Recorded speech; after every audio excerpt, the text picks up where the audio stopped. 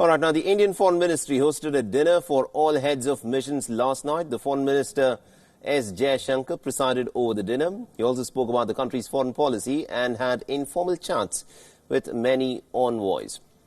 Now, S Jaishankar highlighted that New Delhi is in fact ready to share global responsibilities and be part of shaping global outcomes on various issues ranging from climate change to maritime security.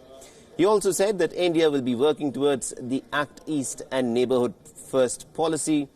Now, the minister also said that India was, of course, keen on partnerships across the world. Now, speaking to WION, the Venezuelan envoy to India has said that Jaishankar's gesture was highly valued.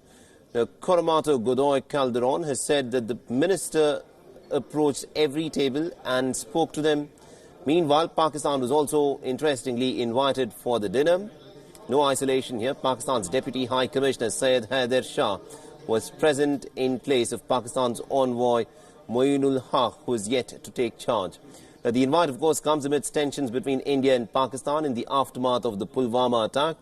However, India has said to Pakistan that talks can happen only if Pakistan, of course, acts against terror groups.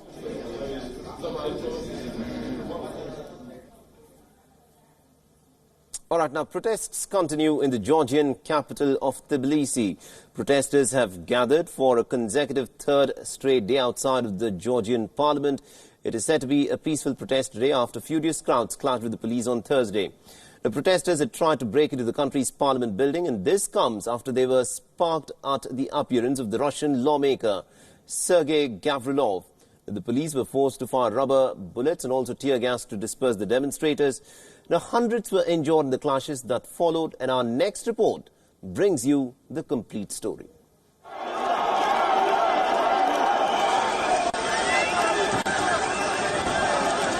Thousands of angry protesters stormed Georgia's legislature in Tbilisi over a controversial visit by a Russian lawmaker.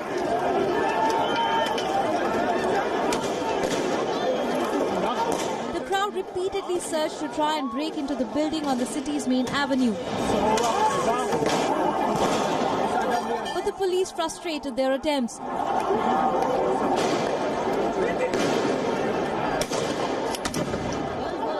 The riot police were forced to fire rubber bullets and tear gas to disperse the demonstrators who had tried to storm the building. At least 70 were injured in the clashes that ensued. The protests were sparked by the appearance of Russian legislator Sergei Gavrilov as a part of an assembly of legislators from Orthodox Christian countries. Gavrilov's support for independence of the breakaway Georgian regions of Abkhazia and South Ossetia have stoked anger in Georgia. Everything has happened because government has invited Russian MP who is against Georgia, who has voted of the independence of our breakaway regions.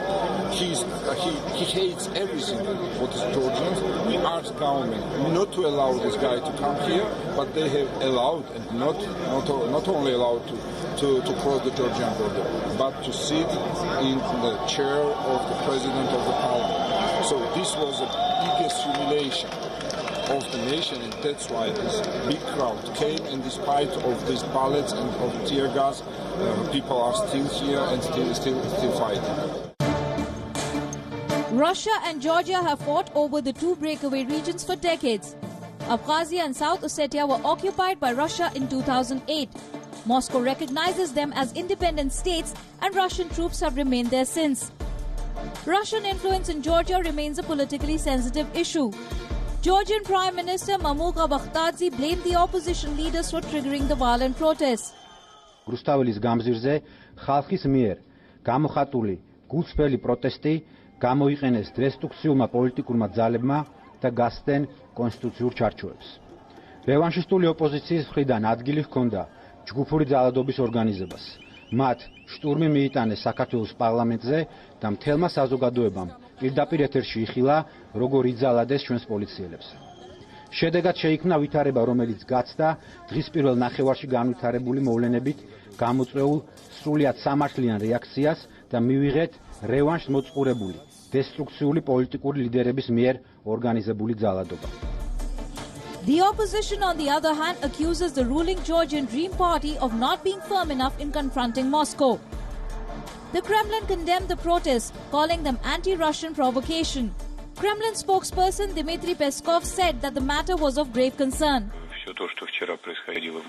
What happened in Georgia yesterday was nothing but a Russophobic provocation, and of course we can't be anything but concerned about the fact that there was an aggressive demonstration in relation to a Russian citizen.